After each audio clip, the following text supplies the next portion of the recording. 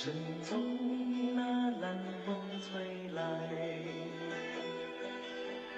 巧云里凤凰花又开，无限的力情充满心怀，情难舍，使人深入海。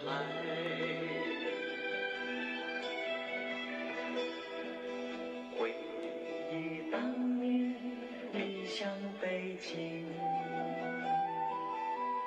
深夜里梦回旧家园，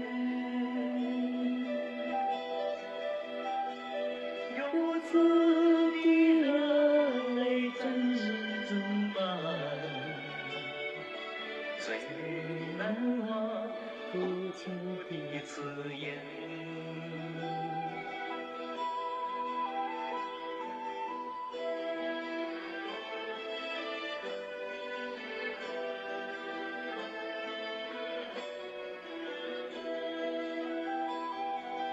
还记得那阳光天地，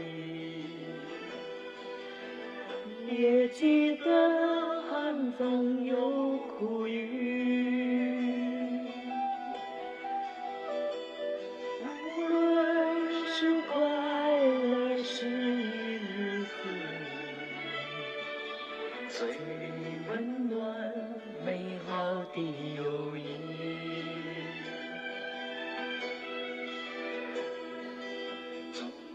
呼声中默默回忆，轻声起你歌中悠扬。若有雨也莫再迟疑，好男儿横穿千万里。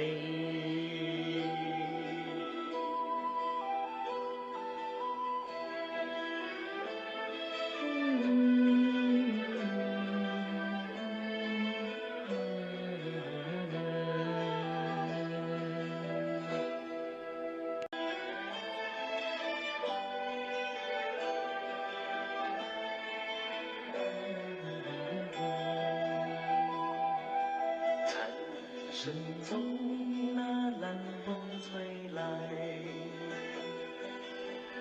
巧云里凤凰花又开，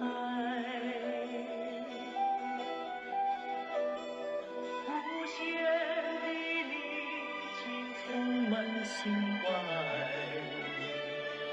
情难舍，使人深入海。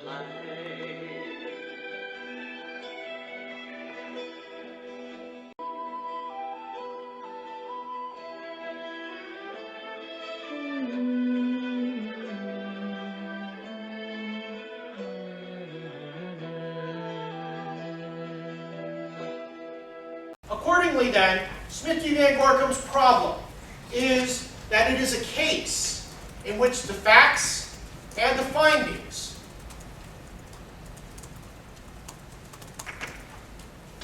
should be that the directors and officers in that case were not guilty of gross negligence, evidence of any fraud, illegality, or conflict of interest. We're all clear here? Good? Okay? The director ever be accused of being acting in capacity of an officer instead of a director? Yeah, so if a person is both a director and an officer, but they are being sued in their capacity as an officer, 102B7 will not help them out. 102B7 will only help directors acting in their capacity as a director, trying to challenge their decision-making process. Questions? Okay. Look, so this is, oh, yeah, sorry. I'm sorry. So if somebody really goes to the manuscript first and then fail, and then go to the does the court got involved twice? So they first alleged demand futility, they lost, now they're going to alleging demand, okay? So does the court get involved twice? It could, yeah, absolutely, basically, right? So, which is that maybe the first time, basically, you rush into court and you challenge it, basically, and you lose, and then you come back to court again, basically, which is you're still not happy with the board and their decision, and so you challenge that. So why would there be instant conclusion or even final conclusion in this case? Because you're challenging the sentencing the same time. Really kind of interesting civil procedure, aren't you? Okay, yeah, I know. So, anyways, the point here is I guess, it's not a claim preclusion, basically, because it's an independent claim. It's true that the underlying facts in some sense, but they're slightly different, right? Which is that what you would say is that the demand futility concerns the question basically about the independence or capability of directors to actually render an impartial decision, right? Okay, so the point here is whether you're exempt essentially from having to ask the board, okay, versus the second part, which is really that they have already proceeded to go through a process, and so you are examining that separate process that they have done basically where they ultimately rejected your claim. So I understand your civil procedure sort of issue basically with it, but I can tell you that it's not good. So are you saying that they are totally different legal issues, so you don't have to think I wouldn't do that, especially since I'm on tape, basically. But what I would tell you is, it's not that big a deal. So, tactically speaking,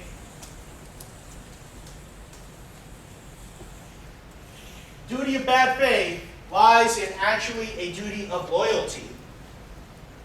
Okay? But its place is right here. Okay?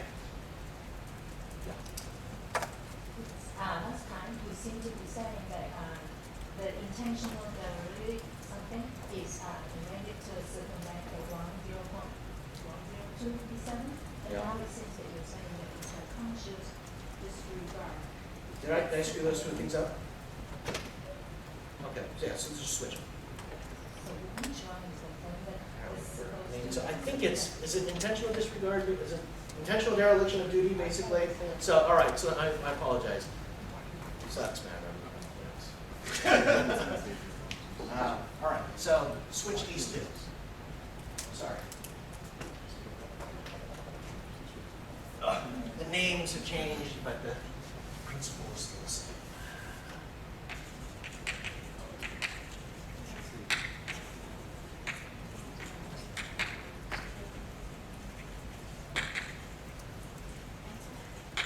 Okay? All right? Okay. Not a lot of questions about that, except the last flurry of this. Yeah. the last section? Are you doing culture this spring? It's a very pointed question. I can't tell you that. I'm not going to tell you what's on the exam, basically. Yeah, I haven't even decided yet. I've just decided on the movie. All right? That was hard enough. But you know, for your purposes, what I'll say is this. Look, all the exams in the past, you know what? Why don't you go ahead and turn off the camera? Yes! You're now on the camera. Oh! All right. Well, look. I don't know. I guess I'm around. I guess I can give you guys a speech or something like that, right? But look, I've had a great time this semester, and what I tell students all the time is that, especially the ones who are graduating, right? That I always have a vested interest in terms of what happens to students, but it's hard to keep track of them. So what I hope at least is that, you know, those of you who live in Pittsburgh basically and stay within this area, at various occasions I'm sure I will probably run into you, but those of you who decide to go off and do whatever you decide to do, whether you decide to use business law or decide to be environmental law, whether you decide to lobby against corporations, okay? Whatever. I mean, what I love most about this job is the fact that, right, it's a world of possibilities, and all of you represent those types of possibilities. And so it's always interesting to me to hear what kind of interesting things you decide to do with your career and what kinds of paths you decide to take. So I invite all of you to keep in touch with me wherever you decide to go. Some of you I will see probably in other classes. Some of you will probably avoid me basically for the rest of your entire law school career, or at the Giant Eagle basically while I'm actually looking for bread. Okay? But from my standpoint though, I've enjoyed this semester. I hope you have as well, and I wish all of you the best of luck.